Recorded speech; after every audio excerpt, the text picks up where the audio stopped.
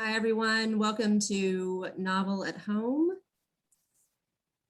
We are here tonight with Chef Kelly English and Elizabeth Heiskell. We are here to launch Come On Over, Elizabeth's brand new cookbook. And I think this makes month 13 of doing virtual events instead of in-store events.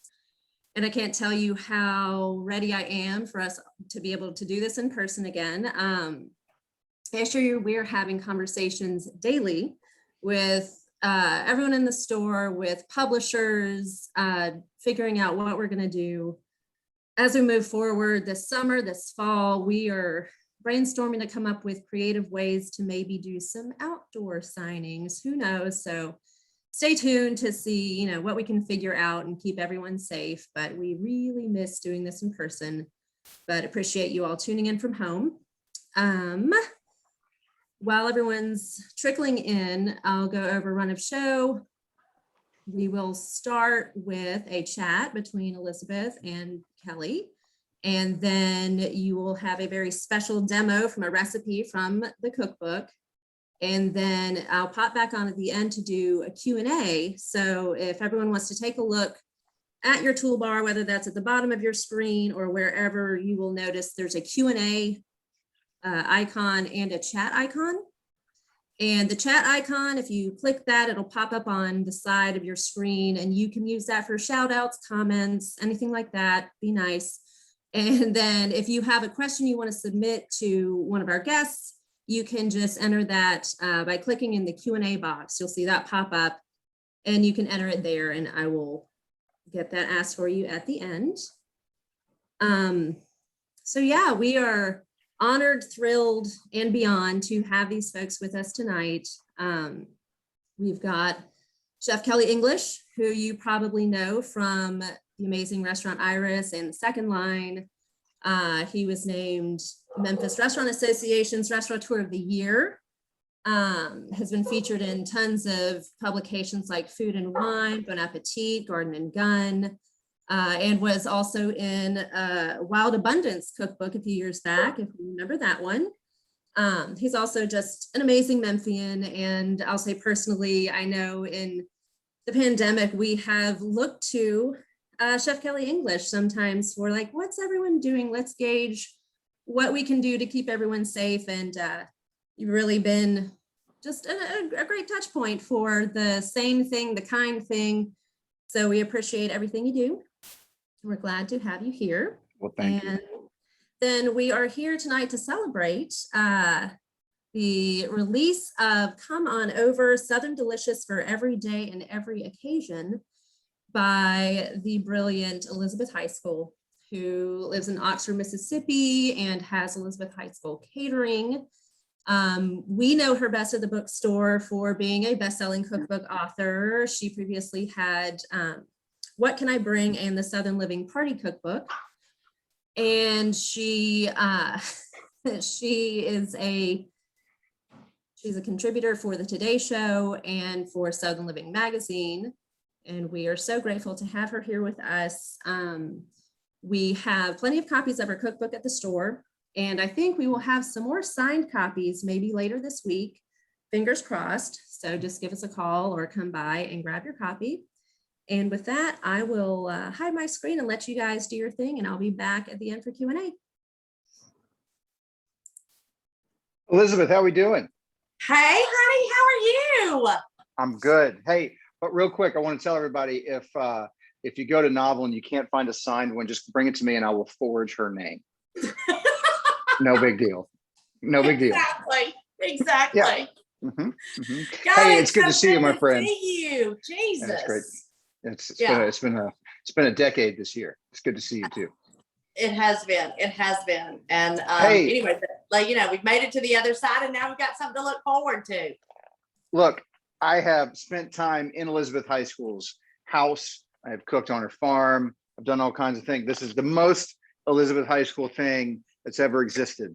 Like there's nothing in this book that I wouldn't expect to be at your house at any time. I love the way it's laid out. I think the photography is beautiful, along with, I think these recipes are great because they really marry homemade stuff with a few great in certain spots, places where you can save some time, what things that I do at home too, whether it be using something from the store or whatnot. But yeah, there's a lot. I can't wait to make your chicken tetrazzini. I mean, this is Kelly, I don't want to give anybody an excuse not to have someone over. I mean, now is the time. We're slowly starting to open our doors again. And if a recipe is extremely complicated, if you've got to order all of the ingredients from Amazon, I mean, if you're hunting around for some, hummingbird tongue that you need to place on a toast with some little tweezers, I mean, you're not going to do it. And you're going to be like, never mind, we'll just go out to dinner. I'm not going to have anybody over. So I didn't want to give you one reason in the world. I know. I mean, I'm having a party tomorrow night, as a matter of fact. My daughter's graduating. And I mean, I'm sitting here looking at 18 dust bunnies right over there under that couch. I know that I've got to get in my bathroom. I got to make sure there's toilet paper. Got to make sure that the guest towels are done. I mean, you've got a lot to do to get together.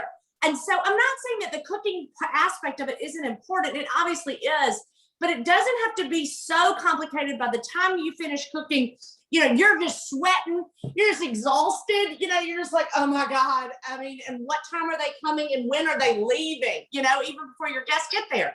And so, yes, there are going to be some shortcuts in here, and I'm not embarrassed. Hey, look, if God invented chicken and dumplings today, he would use rolled up Pillsbury biscuits too. It's true. You're absolutely right. I mean, there are just times when you want that comfort of chicken and dumplings, and you want to give that to your family. Maybe it's been a hell of a day. It's February. It's freezing cold outside. The kids have been in school all day. But you're not going to have time to make a homemade dumpling, and that's okay, because I'm going to give you a crock pot recipe. And I swear I'm not embarrassed about it. And one time I was mortified when my first book came out. And I realized, because I guess I just really never thought the book was that anybody was ever going to read it, even though I was writing it, even though I knew that I had a publisher, even though I knew that it was being photographed, even though I knew all these things, it just never occurred to me anybody was ever really going to read it or use these recipes. And one of my recipes had Jell-O instant pudding and a cake mix. And I think it may have had like Cool Whip in it. I mean, it was wrong on every occasion. It ended up becoming one of the most popular recipes because it was that good. And I was talking to one of our mutual friends, John T, about it. And I said, this is kind of embarrassing, John T. And because I was signing the book at Southern Foodways. And he said, what the hell are you embarrassed for? He said, you got a line all the way to the door coming to get this book. And he said, that's how you grew up, and that's how you cook, and you have no reason. It's your story, and you cook how you want. But I mean, there is a reason that I do this. It's not, it's not because I'm lazy. And entertaining is supposed to be enjoyed by the entertainer as well. This isn't a restaurant. This is having people over. You shouldn't have to disappear into the kitchen all night long to do it. I'm telling you, I love this book. I love, like I said, I love the photography. I love the way it's laid out. Well, so that's beautiful. Angie Mosier, our good friend from Atlanta. Wow, came and we spent 17 days straight shooting this book all over the Delta. We did in Oxford. We went out to Darden Lake. We went to McCarty's. I mean, there's hardly a place that we didn't touch. I mean, I was knocking on doors of my friends going, do you mind if we come in and can I use just a little spot right by your swimming pool about this big?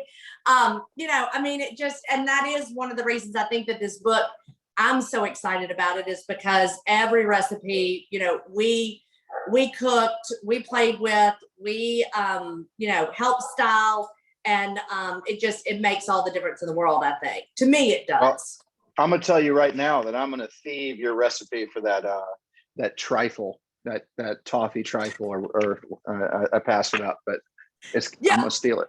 No, we'll see that one. So we were actually on our way to Memphis, and I had made some beautiful meringues, and we were going to a party, and I was catering, and the catering van got hit in the back of we were rear-ended. And so at the last minute, I didn't have a dessert, and I had 30 minutes to figure it out before we got to the client's home. And so we pulled into the Kroger, and I ran in and I just started grabbing, and I grabbed a pound cake, and I grabbed caramel sauce, and I grabbed Heath bars, and I grabbed everything that I loved in this world that is right and good.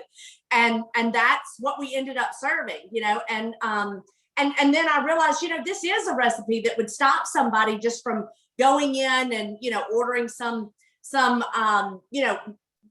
pie or something that, God knows where it came from. And so that's why I included it. If you're going to a potluck or if you've got going to a friend's house or if somebody's died, God forbid, this is a great recipe that you can pull together last minute and make someone feel, that you care about them.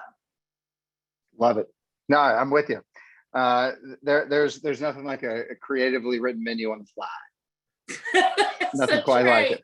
Nothing quite like it. It's So great. I'm looking right now. I'm looking at this gorgeous cornbread salad that looks like everything about the South in it in one spot. Tell me about it. So we, my friend Mina Morgan, when we were young and they were just about to get married. Luke and I were engaged, and she had a dinner party at her house, and she served this. And it was one of those things that, I'm always a little leery of layered salads. I mean, you don't know what the world somebody could be putting up in there, that you don't really see, and so I always kind of stay away from it, but I was intrigued because it was cornbread.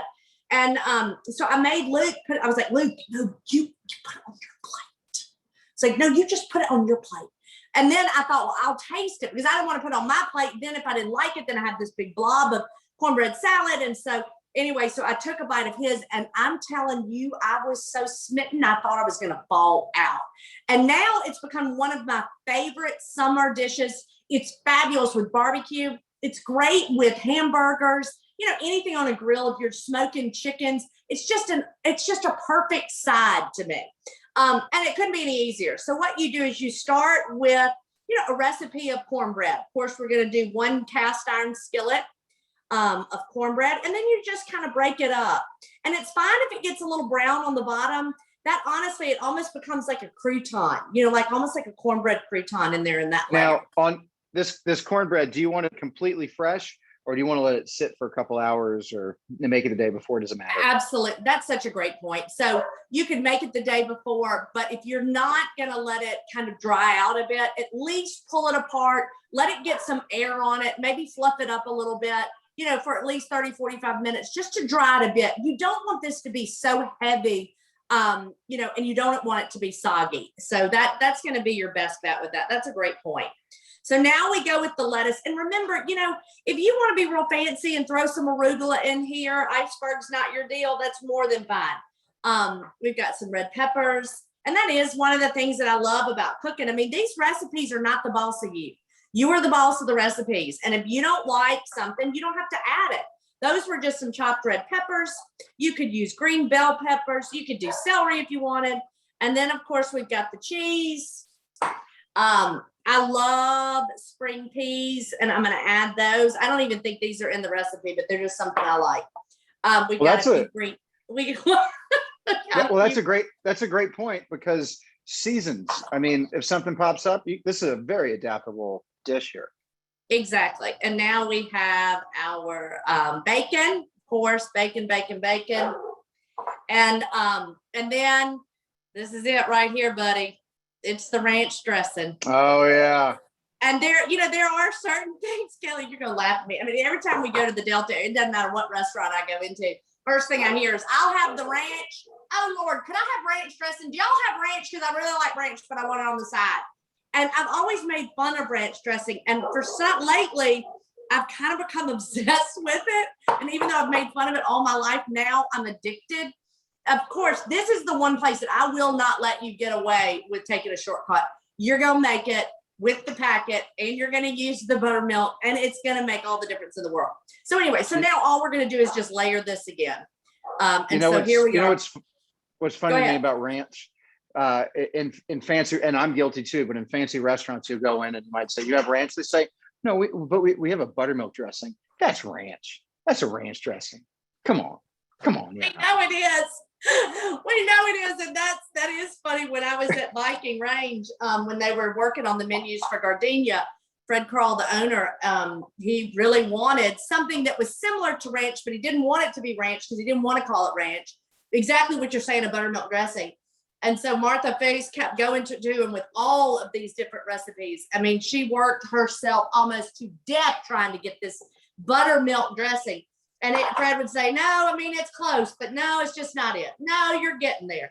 So finally, last thing she did was pull out the ranch packet, put the buttermilk in it, made it, served it to me. He goes, well, now, Martha, now you got it. You know, I mean, she's like, okay, here we go. Buttermilk dressing right there. Little HVR. Yeah, add a few more peas. Kelly, I think that's the first time that we ever really spent some time together. Kelly, you came to Viking Range and cooked with us in the cooking kitchen. Yep, we did. It was fun. And it was the absolute best. And you were brilliant. You were absolutely brilliant. Well, thank you. You still the second are. time, Nothing's changed, Kelly. Nothing's changed. the second time we hung out, I slept in one of your kids' rooms, and Jennifer Cole slept in the other. Yeah. True story. Yes. True story. The kids were in We've there. had some times.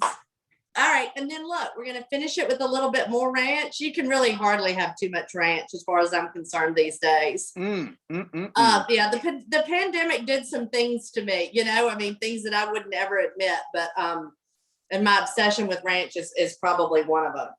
And now look, you can take this, you can make it a day ahead. It's only going to get better if it sits around. You know, or if you need to go ahead and pull this out for a barbecue or a party, go ahead and do it right then. It's going to be just as good. But I do promise you, this is one salad that people are going to leave. Well, they're not going to leave until they get the recipe. I mean, it is. And then you can say, no, you cannot have the recipe, but it's in this fabulous book called Come On Over, and you can go and buy your own. That's some good Grove food right there, my dear. That's the truth, buddy. Mm-hmm. It is, but it's super good. And you know, we've got the girls, you're speaking of the girls, they've grown up, and they really like expensive shoes, Kelly. They like really, really expensive shoes. And Did so we one gotta just sell this graduate book. from Loyola? Yeah, one of my daughters just graduated from Loyola, and then my middle child, Mary Paxton, is at Mississippi State, and then my youngest is graduating from Heiskell on Friday. So it's kind of nuts around here. Where's she going next? She's going to be my rebel. We're going to get a rebel. So she's going to Ole Miss. Yes. I get one. That's awesome. That's She's right, my favorite. Baby. You get one, favorite. And we will be in the Grove this year waiting to see you. I can tell you that right now. Hotty toddy, baby. You know, the other thing about this recipe that you've just made, as long as you have cornbread laying around, I really like recipes where you can get resourceful with what you have if company shows up. Like I always keep a stick of cream cheese and pickle pepper sauce and wheat thins in my house, just in case. My grandma taught me that. But this is one of those, if you can make some cornbread and you've got some ranch dressing, you can throw this together with almost anything that you have that you like. And I always, whenever I'm making cornbread, I always double it and keep it in the freezer. You know, I'm not opposed to pulling out a few muffins, you know, to go with with supper one night. And so I'm usually going to have some frozen cornbread, and you just never know when I might be ready to make some cornbread dressing. And so it's always there just in case. It's like having insurance. It's like having good insurance. Cornbread is insurance. I might almost take the position that this dish might be better out of the freezer. I don't know. Yeah. I mean, absolutely. I mean, it does. You want it to be dry. It needs to be crumbly. Like you said, if it's too heavy and too moist, it's just gonna it's just not work. It's not gonna work. That is a beautiful look how much you just made so quickly too, without much effort. Exactly. And this is just a cheap trifle dish. I mean, I'm a huge proponent for pulling out things that you love. I'm sure you have some pieces and napkins and dishes and things that, you know, make you happy. And I think it's such a shame when people leave those beautiful things in their cabinet and only pull out for New Year's Eve. I mean, there's only one New Year's in the year. And if you're waiting for New Year's to celebrate and to enjoy your beautiful napkins, I mean, my God, you're wasting time. My great-grandmother was probably just she was one of the most amazing women that I knew, that I've ever known. And her best friend, her name was Patsy, and Patsy was like 98 years old. And we would go and visit Patsy. And I mean, in the middle of winter, her house was no less than 112 degrees. It was so hot. And so I can remember sitting there and on her furniture, and every piece of Patsy's furniture was covered in plastic slip covers. They were plastic. Mm-hmm. This woman was 98 years old, Kelly. I mean, she had one foot in the grave, the other was on shaky ground. Patsy did not have long to live. And She didn't need that plastic. I probably was about in the 8th grade, and I mean, probably about 8 years old, probably 4th grade. And I got in great grandmama's car and we were heading home. And I said, Grandma, what is she waiting on? And she said, what are you talking about? And I said, when is she going to take all that plastic off her furniture and enjoy her real furniture? She never even uses it. And poor Patsy died. The woman is dead and still plastic on the furniture. I mean, I just pray that the people that bought it in the estate sale actually ripped the plastic off and sat on the real fabric. I mean, can you imagine saving something and never using it because you're either scared or maybe you don't feel like you deserve something like that? I mean, I don't, honey. I pull things out, and yes, I break a dish, and yes, things get chipped, but I would hell of a lot more rather have a chip plate that I use all the time that makes me happy than a whole stack of them in my in my closet that I never pull out. I mean, just go outside, pick some flowers, bring them in. It makes all the difference in the world. I mean, hell, if you don't have any good flowers, I'm sure your neighbor does. Run over there. They probably work from 9 to 5. They'll never even miss them. Grab a few of theirs, bring them back. I mean, these are the things that make life special. And Wednesdays are just as much fun as Christmases. I mean, they can be, Well, speaking of that, I'm a big proponent of these days. You mentioned New Year's earlier. I love a New Year's Eve party. I think now that we're kind of coming out of the fog of this would be a great book to have a non-traditional, non-calendar related New Year's Eve party. We should all be having them at our house right now. And you can almost just stick in the cheat day section of this book for your entire New Year's Eve party. That's it. So Kelly and I were talking about this earlier. The original book was going to be called Recipes for Days. And when we went with a publisher from New York, that title was, they didn't understand what in the world I was talking about. And it was just, I use this phrase all the time. Oh, we've got recipes for days. We've got chicken for days. You don't need to get any more chicken. Oh no, we've got bread for days. We don't need any more bread. And I would go over these scenarios for hours, and they didn't understand it. And so that's what the whole book is based on, ways to celebrate the ordinary days. So weekdays. There's a whole chapter on how to make a Monday just as special as a Friday. And, so cheat days. I mean, there's nothing better than a Fat Pet Sunday. And I got a whole chapter on it. School days, how to make school lunches exciting and fun, beach days, summer days, game days, Delta days.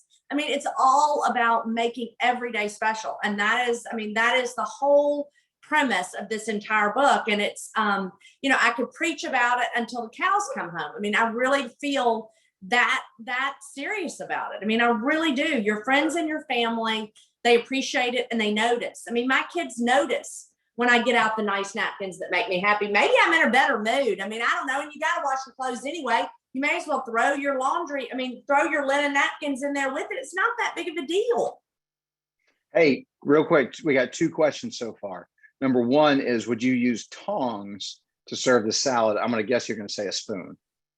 I like a spoon because look, I'm always going to make sure when I'm doing a layered salad like this, that my lettuce is not going to be so long and stringy that it's not going to fit on your fork when you're eating it. That's just rude to do to your guests when you've got these big, long pieces of lettuce. So I like a spoon with this. Absolutely. Tongs are going to leave too much of the good stuff behind. And then people want to know, when do you come to Cleveland? Oh, for a book signing. Mm-hmm. Okay. So what we're going to do, we're working on the most fun party. We're going to do it at the Cotton House. And Cotton Row Books is going to come over and sell the books. And we are going to have a night on the terrace upstairs. And it is going to be more fun than anything. But it's taken us just a minute to get this date. Now that the world has opened up, our catering company has opened up. And so I just want to make sure that I find the perfect date for this, because Cleveland, of course, is my hometown. It is my home. I stay in Oxford, but I am obviously from Cleveland and from the Delta. Well, there you go. That sounds like a hell of a party. Hey, I want to eat this burger. Now that's a good one. Don't you love a tater tot on a burger? I just love a tater tot. Boozy I know. milkshakes. I love it. Yeah. You got That- everything that- here. What else? Let's see. Oh, look at that brie pasta. That brie Oh, I pasta already will knock did. you down. I'm It's so good. Yeah, I want Yeah. to make that. I do. I saw it Yes. earlier. I love the way. Look, I'm telling you, Angie can take a picture. I mean, Have she you really ever? can. And I've that's never for had my her diet bake, date though. chapter. So we have a whole chapter on diets. I basically took the top, my top favorite diets and picked out my favorite recipes from those. I love a diet more than life itself. Literally love a diet for the first 2 weeks. There's just so much hope and promise in it all. And anyway, so there's hardly one that I haven't been on. So I want to show you that even when you're on a diet, you can still have, oh yeah, isn't that good? Yeah.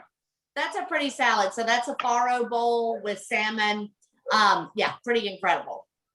And that's on our weekdays. It's funny how you got to sell things sometimes when you have a family. You can't just say, oh, we're having salmon for supper. Nobody's going to get excited about that. But if you say, oh, we're having a power bowl with salmon and farro, then they're like, oh, wow, okay, this is going to be a good day, My girlfriend has 5-year-old twins, so we have to sell things as like, dinosaur sometimes. You know what I mean? Yes, I do know exactly, and it works.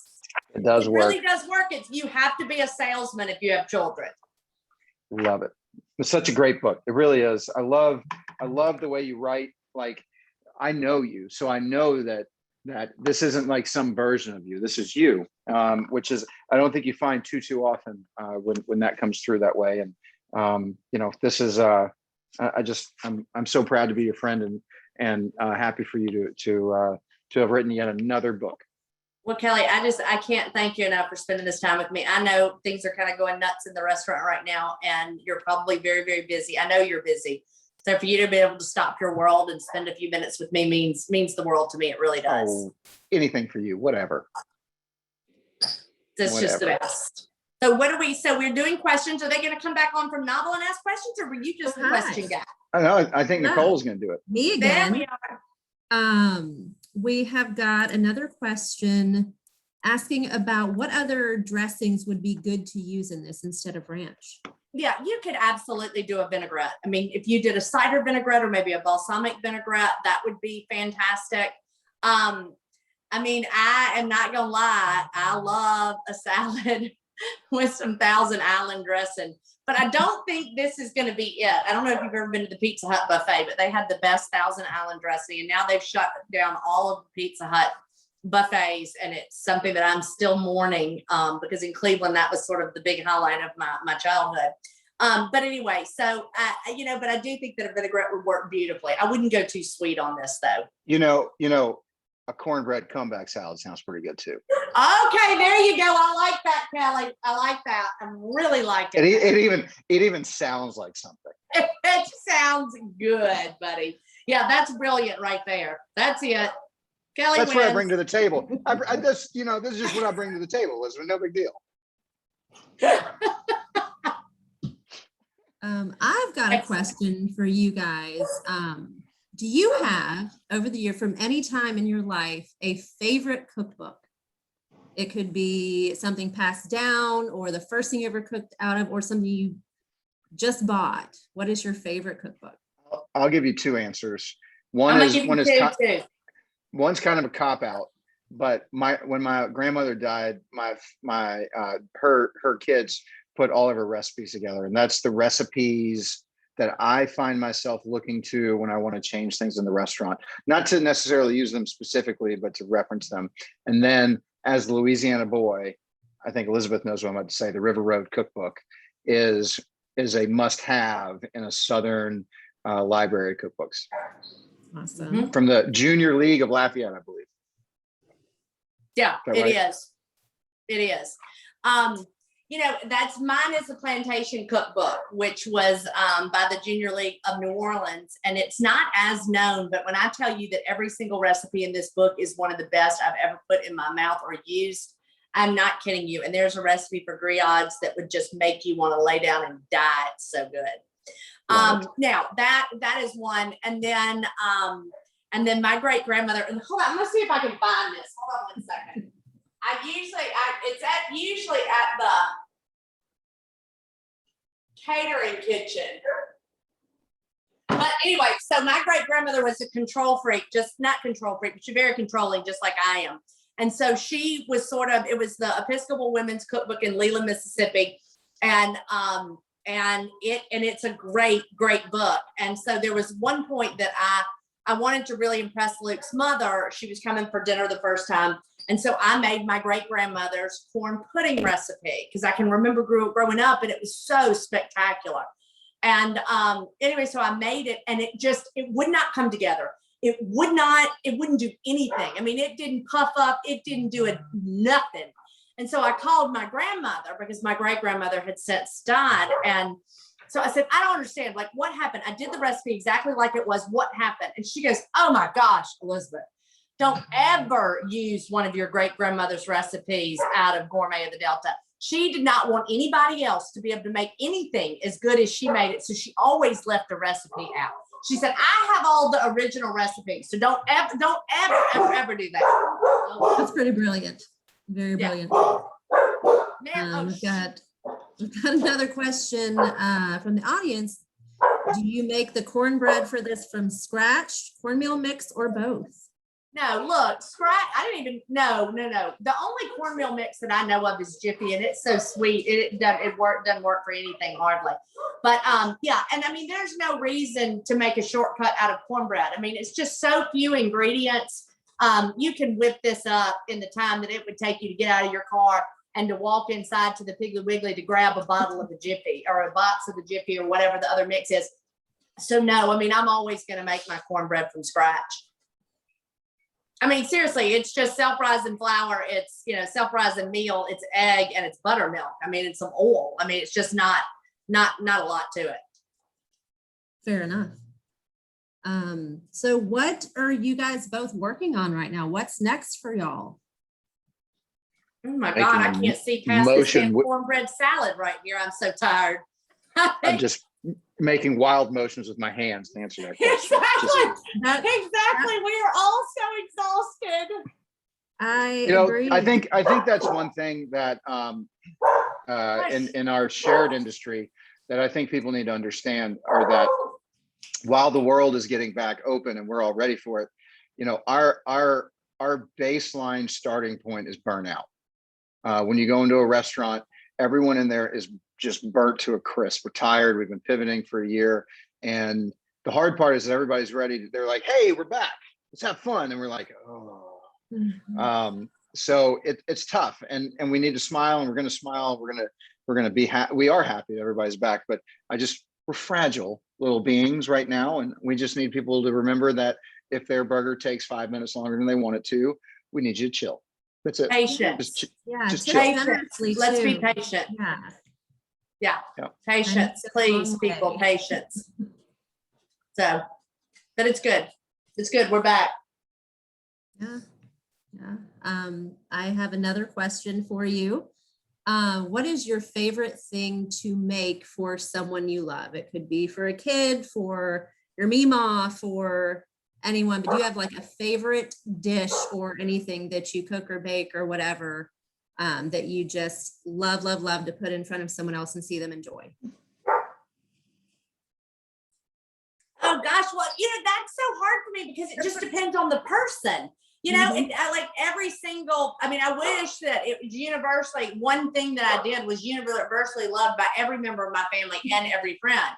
But like Christy Bridgers, she loves my lemon icebox pie more than anything on this planet, and will not, if it does not come on her birthday, then she doesn't celebrate her birthday, and then Lucia Lamar, Lucia, the baby that we're about to go on senior trip, her favorite thing right now that I make, which is ridiculous, is buffalo chicken dip. She's obsessed. She could eat like gallons of the stuff.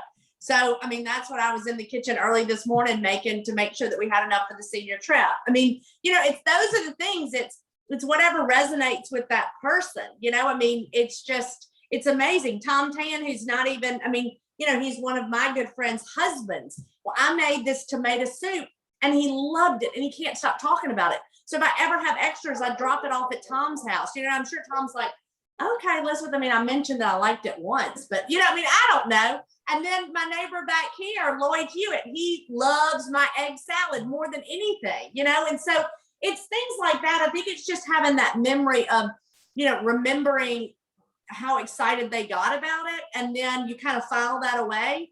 And then if you're either making extra, if they're having a hard time, then you go back to that little Rolodex and it's like, oh yeah, Lloyd, egg salad, Tom Tan, don't worry about that. We got tomato soup for that. You go through Jennifer Eastland, Lord, that's going to be the chicken salad. It's all these things. And Kelly, is that kind of how it works for you?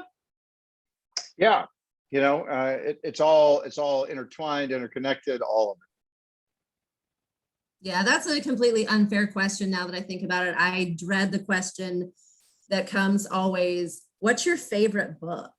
What? Just a book? One book? Not just that's like saying which children do you like the best? Which one of your daughters is your favorite? Unfair question. Oh, Elizabeth, they're not going to see this. Which one is it?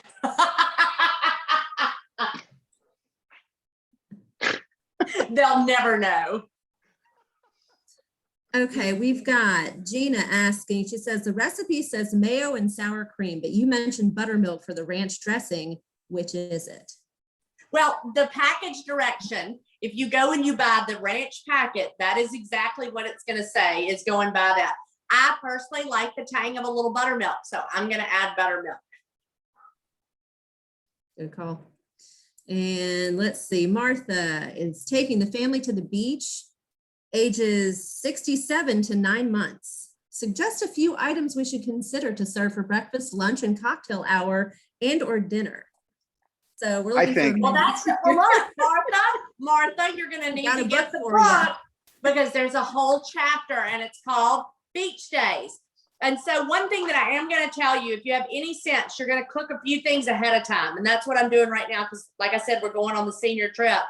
And so I've got a lot of things prepared ahead of time because I want to be able to stay on that beach as long as I possibly can. I don't want to be, I don't mind cooking a few things, but like the chicken enchiladas, those are going to be done well before we ever leave. I'm going to make homemade chicken salad and pimento cheese. On the way down, I'm going to pick up a box of peaches, that I can cut with heavy cream for breakfast, or, make into a peach margarita in the afternoon. I always take down a case of tomatoes.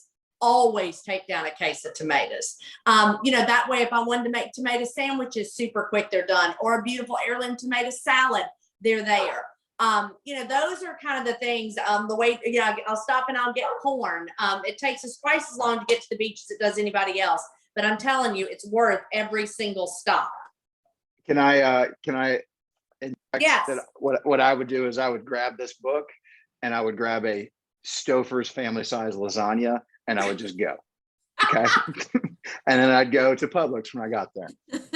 That's what I would do. And be done. Oh, you want the Stouffer's lasagna on the beach. You want and just be done with it. Yeah. I mean, sometimes we got to have a break, but yes, but there is a whole chapter on this and it's going to give you step by step what you need to do to make sure that your beach trip is phenomenal. Okay, Beth Purifoy wants to know, have you made lemon chicken with mushroom risotto since our Sunday nights at BC? Oh my God, Beth Purifoy. Oh my God, I love her so much. Say, okay, but first off, no, I have not made any risotto. That was when we worked at the Viking cooking school. That was our Sunday night special. We would have people in from all over the United States. They would come, they would train on Viking equipment, and we would serve them dinner. And our favorite was when none of them spoke English, the international group. So that was super fun. And that was what we would have every Sunday night. And it was just our deal. And no, Beth, I have not. But you do need to know, Beth Purifoy, that I did kind of steal a page from your book in the with the jalapeno cornbread. Beth makes the best cornbread. She makes the best squash puppies. And she is one of the best cooks that I've ever had the pleasure of cooking with. Kelly, I think Beth was probably there when you were there, maybe. I can't remember, but anyway, she's phenomenal. But no, I have not, Beth. Thank the Lord. Okay, I think that about does it for our Q&A. So unless you guys have anything else you want to say to the group. Again, if you want a signed copy and you can't find one, just bring it to me and I will forge her name in it. I mean, that And would I be will- extra collectible, right? Yeah. Yeah, she'll have no problem with that at all. Exactly, Kelly. That's perfect. I'll save me some time. You just run on up to Novel tomorrow and get those signed for me, okay? Right? You got a Yeah, deal. we'll You got just a do deal. that from now on. I'll go Yeah. get a salmon salad at Libro and sign some books. That Perfect. sounds like a We good would day to love me. that. Yeah. It does. We'll It get does. that signed. Hey, well, hey, thank you all for having me on, Elizabeth. It's great to talk to you, and I miss you. And I love what y'all are doing at Novel. It's been a pleasure to be on with y'all. Well, I can't Thank thank you you so enough, much. Kelly. I cannot. I'm always inspired by you. Always. Thank you both for being here. Likewise. This has been awesome. Go see Kelly over at Restaurant Iris or the Second Line and be super duper nice to everyone there, because we're all just barely Hey, making it these yeah. days. We didn't make the pandemic. Don't be mad at us. Nope. No. But we're gonna make the best of it. So yeah, go see him, support him. Get your copy of Come On Over at Novel. Like I said, hopefully Elizabeth will be stopping by soon to sign some more copies. So we should have some later in the week. You can give us a call, go to novelmemphis.com. Keep up with us on our website for more events like this, or hit us up on social media. Our handle is @NovelMemphis everywhere. And the recording of this will be available on our YouTube page tomorrow afternoon. Our YouTube page is Novel Events. Thanks for being here, everyone. We'll see you soon. Thank you, honey. y'all. Bye. Thank you. Y'all take care.